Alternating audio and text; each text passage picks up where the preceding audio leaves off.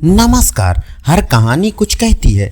आज की कहानी क्या कहती है, तो चलिए सुनते हैं मुंशी प्रेमचंद जी की लिखी कहानी गुप्त धन। बाबू हरिदास का ईंटों का पजावा शहर से मिला हुआ था। आसपास के देहातों से सैकड़ों स्त्री पुरुष लड़के नित्य आते और पजावे से ईंटें सिर पर उठाकर ऊपर कतारों से सजाते। एक आदमी पजावे के पास एक टोकरी में कौड़ियां लिए बैठा रहता था। मजदूरों को ईंटों की संख्या के हिसाब से कौड़ियां बांटता। ईंटें जितनी ही ज़्यादा होती उतनी ही ज़्यादा कौड़ियां मिलती। इस लोभ में बहुत से मजदूर बूते के बाहर काम करते। वृद्धों और बालकों को ईंटों के बोझ से अकड़े हुए देखना एक करुणाजनक दृश्य था। कभी कभी बाबू हरिदास स्वयं आकर कौड़ी वाले के पास बैठ जाते और ईंटें लादने को प्रोत्साहित करते। यह दृश्य तब और भी दारुण हो जाता था जब ईंटों की कोई असाधारण आवश्यकता आ पड़ती थी। उसमें मजूरी दूनी कर दी जाती और मजूर लोग अपनी सामर्थ्य से दूनी ईंटें लेकर चलते। एक एक पग उठना कठिन हो जाता। उन्हें सिर से पैर तक पसीने में डूबे पजावे की राख चढ़ाए ईंटों का एक पहाड़ सिर पर रखे बोझ से दबे देखकर ऐसा जान पड़ता था मानो लोभ का भूत उन्हें जमीन पर पटक कर उनके सिर पर सवार हो गया है। सबसे करुण दशा एक छोटे लड़के की थी जो सदैव अपनी अवस्था के लड़कों से दूनी ईंटें उठाता और सारे दिन अविश्रांत परिश्रम और धैर्य के साथ अपने काम में लगा रहता। उसके मुख पर दीनता छाई रहती थी। उसका शरीर इतना क्रस और दुर्बल था कि उसे देखकर दया आ जाती थी। और लड़के बनिए की दुकान से गुड़ लाकर खाते। कोई सड़क पर जाने वाले इक्के और हवा गाड़ियों की बहार देखता और कोई व्यक्तिगत संग्राम में अपनी जीवा और बाहु के जौहर दिखाता। लेकिन इस गरीब लड़के को अपने काम से काम था। उसमें लड़कपन की न चंचलता थी, न शरारत, न खिलाड़ीपन, यहाँ तक कि उसके ओंठों पर कभी हंसी भी न आती थी। बाबू हरिदास को उसकी दशा पर दया आती।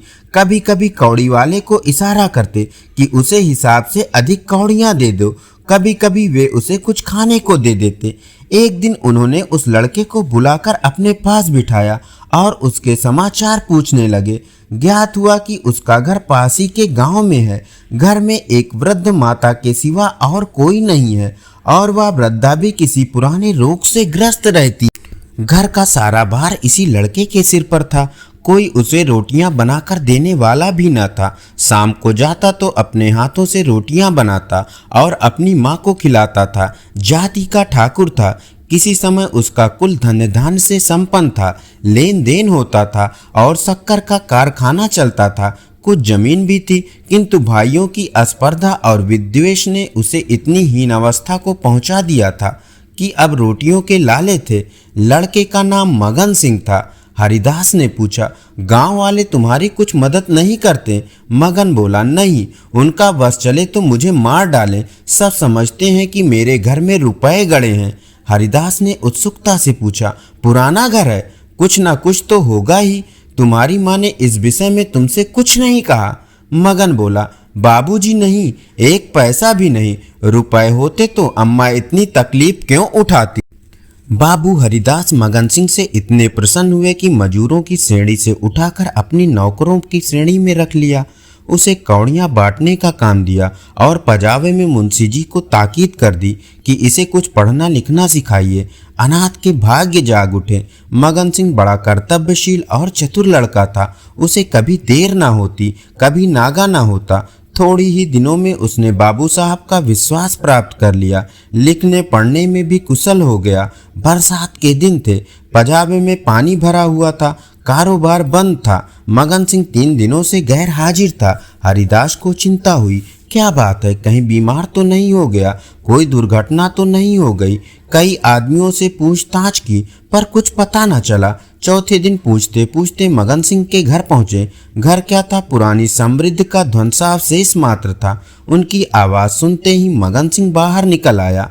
हरिदास ने पूछा, कई दिन से आए क्यों नहीं? माताजी का क्या हाल है? मगन सिंह ने अवरुद्ध कंठ में उत्तर दिया, अम्मा आजकल बहुत बीमार हैं, कहती हैं अब ना बचूंगी। कई बार आपको बुलाने के लिए मुझसे कह चुकी हैं, पर मैं संकोच के मारे आपके पास ना आता था। अब आप सौभाग्य से आ गए हैं तो जरा चलकर उसे देख लीजिए, उनकी लालसा भी पूरी हो जाए। हरिदास भीतर गए। सारा घर भौतिक निस्सारता का परिचायक था। सुर्खी कंकड़ ईंटों के ढेर चारों ओर पड़े हुए थे। विनाश का प्रत्यक्ष स्वरूप था। केवल 2 कोठरियां गुजर करने लायक थीं। मान सिंह ने एक कोठरी की ओर उन्हें इशारे से बताया। हरिदास भीतर गए तो देखा कि वृद्धा एक सड़े हुए काठ के टुकड़े पर पड़ी करा रही है। उनकी आहट पाते ही आंखें खोली और अनुमान से पहचान गई। बोली, आप आ गए, बड़ी दया की। आपके दर्शनों की बड़ी अभिलाषा थी। मेरे अनाथ बालक के नाथ अब आप ही हैं। जैसे आपने अब तक उसकी रक्षा की है, वही निगाह उस पर सदैव बनाए रखिएगा। मेरी विपत्ति के दिन पूरे हो गए। इस मिट्टी को पार लगा दीजिएगा। एक दिन घर में लक्ष्मी का वास था। अदिन आए तो उन्होंने भी आंखें फेर ली। पुरखों ने इसी दिन के लिए कुछ धाती धरती माता को सौंप दी थी। उसका बीजक बड़े यत्न से रखा था, पर बहुत दिनों से उसका कहीं पता न लगता था। मगन के पिता ने बहुत खोजा पर ना पा सके, नहीं तो हमारी दशा इतनी हीन ना होती। आज 3 दिन हुए, मुझे वह बीजक आप ही आप रद्दी कागजों में मिल गया। तब से छिपा कर रखे हुए हूँ। मगन बाहर है। मेरे सिराने जो बंदूक रखी है उसी में वह बीजक है। उसमें सब बातें लिखी हैं। उसी से ठिकाने का पता चलेगा। अवसर मिले तो उसे खुदवा डालिएगा, मगन को दे दीजिएगा। यही कहने के लिए आपको बार बार बुलवाती थी। आपके सिवा मुझे किसी पर विश्वास न था। संसार से धर्म उठ गया। किसी की नियत पर भरोसा किया जाए। हरिदास ने बीजक का समाचार किसी से न कहा। नियत बिगड़ गई, दूध में मक्खी पड़ गई। बीजक से ज्ञात हुआ कि धन उस घर से 500 डग पश्चिम की ओर एक मंदिर के चबूतरे के नीचे है। हरिदास धन को भोगना चाहते थे, पर इस तरह किसी को कानो कान खबर ना हो। काम कष्ट साध्य था। नाम पर धब्बा लगने की प्रबल आशंका थी, जो संसार में सबसे बड़ी यंत्रणा है। कितनी घोर नीचता थी।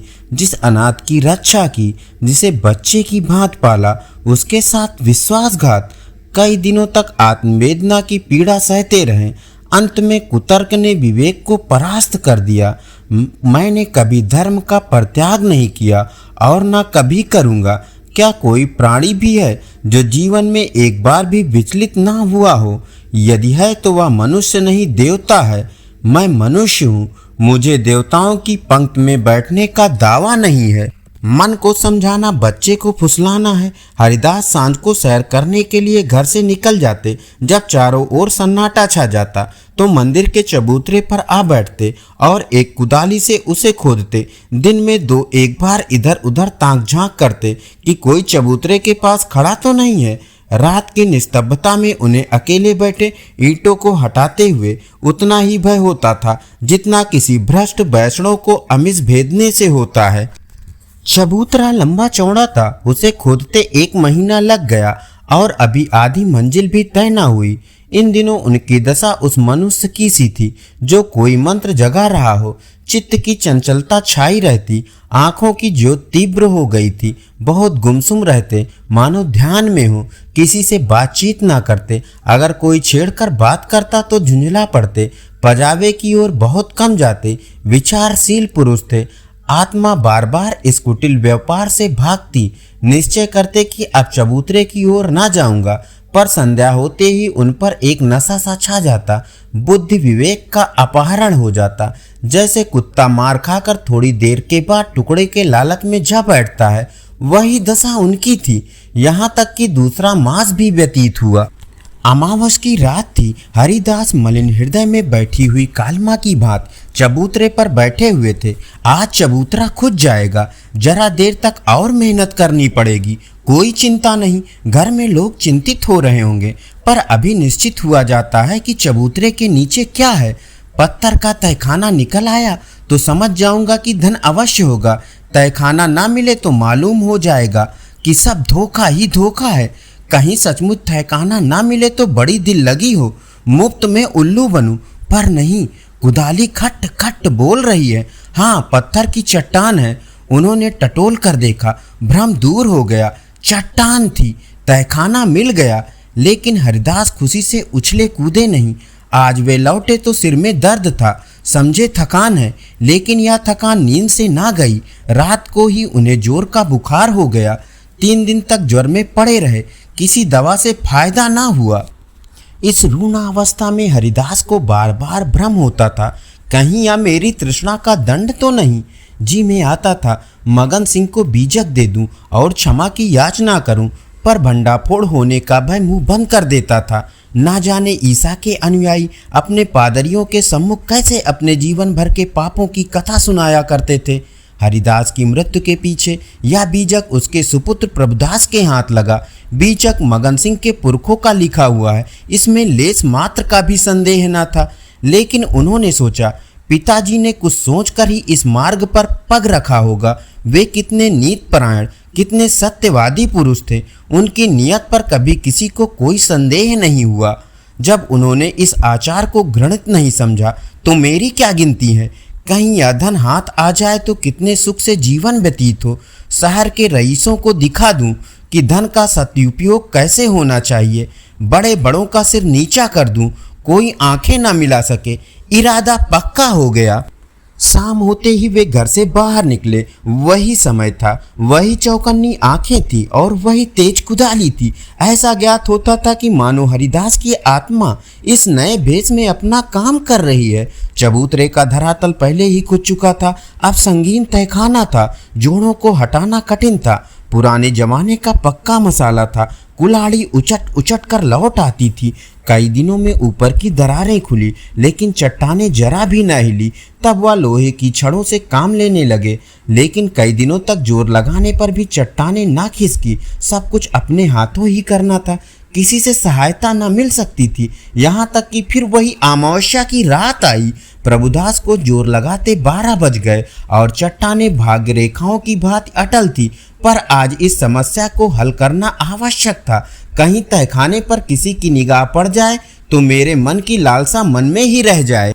वो चट्टान पर बैठकर सोचने लगे, क्या करूं, बुद्धि कुछ काम नहीं करती। सहसा उन्हें एक युक्ति सूझी, क्यों ना बारूद से काम लूं। इतने आधीर हो रहे थे कि कल पर इस काम को छोड़ ना सके। सीधे बाजार की तरफ चले। 2 मील तक का रास्ता हवा की तरह तय किया, पर वहां पहुंचे तो दुकानें बंद हो चुकी थी। आतिशबाज हीले करने लगा, बारूद इस समय नहीं मिल सकती, सरकारी हुक्म नहीं है। तुम कौन हो, इस वक्त बारूद लेकर क्या करोगे? ना भैया, कोई वारदात हो जाए तो मुफ्त में बंधा बंधा फिरूंगा, तुम्हें कौन पूछेगा। प्रभुदास की शांत वृत्ति कभी इतनी कठिन परीक्षा में ना पड़ी थी। वे अंत तक अन्य विनय ही करते रहे, यहाँ तक कि मुद्राओं की सुरीली झंकार से उसे वशीभूत कर लिया। प्रभुदास यहाँ से चले तो धरती पर पांव ना पड़ते थे। रात के 2 बजे थे। प्रभुदास मंदिर के पास पहुंचे। चट्टानों की दराजों में बारूद रख पलीता लगा दिया और दूर भागे। एक क्षण में बड़े जोर का धमाका हुआ। चट्टान उड़ गई। अंधेरा गाढ़ सामने था, मानो कोई पिशाच उन्हें निगल जाने के लिए मुंह खोले हुए है। प्रभात का समय था। प्रभुदास अपने कमरे में लेटे हुए थे। सामने लोहे की संदूक में 10,000 पुरानी मोहरें रखी हुई थी। उनकी माता सिराने बैठी पंखा जल रही थी। प्रभुदास ज्वर की ज्वाला में जल रहे थे। करवटें बदलते, कराहते थे, हाथ पांव पटकते थे, पर आंखें लोहे की संदूक की ओर लगी हुई थी। इसी में उनके जीवन की आशाएं बंद थी। मगन सिंह अब पजावे का मुंशी था, इसी घर में रहता था। आकर बोला, पजावे चलिएगा, गाड़ी तैयार कराऊं। प्रभुदास ने उसके मुख की ओर क्षमा याचना की दृष्टि से देखा और बोले, नहीं, मैं आज ना चलूंगा, तबीयत अच्छी नहीं है, तुम भी मत जाओ। मगन सिंह उनकी दशा देखकर डॉक्टर को बुलाने चला। 10 बजते बजते प्रभुदास का मुख पीला पड़ गया, आंखें लाल हो गई। माता ने उनकी ओर देखा तो शोक विहल हो गई। बाबू हरिदास की अंतिम दशा उसकी आंखों में फिर गई। जान पड़ता था यह उसी शोक घटना की पुनरावृत्ति है। माँ देवताओं की मनौतियां मान रही थी, किंतु प्रभुदास की आंखें उसी लोहे के संदूक की ओर लगी हुई थी जिस पर उन्होंने अपनी आत्मा अर्पण कर दी थी। उनकी स्त्री आकर उनके पैताने बैठ गई और बिलक बिलक कर रोने लगी। प्रभुदास की आंखों से भी आंसू बह रहे थे, पर वे आंखें उसी लोहे के संदूक की ओर निराशापूर्ण भाव से देख रही थी। डॉक्टर ने आकर देखा, दवा दी और चला गया, पर दवा का असर उल्टा हुआ। प्रभुदास के हाथ पांव सर्द हो गए, मुख निस्तेज हो गया, हृदय की गति मंद पड़ गई, पर आंखें संदूक की ओर से ना हटी। मोहल्ले के लोग जमा हो गए। पिता और पुत्र के स्वभाव और चरित्र पर टिप्पणियां होने लगी। दोनों शील और विनय के पुतले थे, किसी को भूलकर भी कड़ी बात ना कही। प्रभुदास का संपूर्ण शरीर ठंडा हो गया था।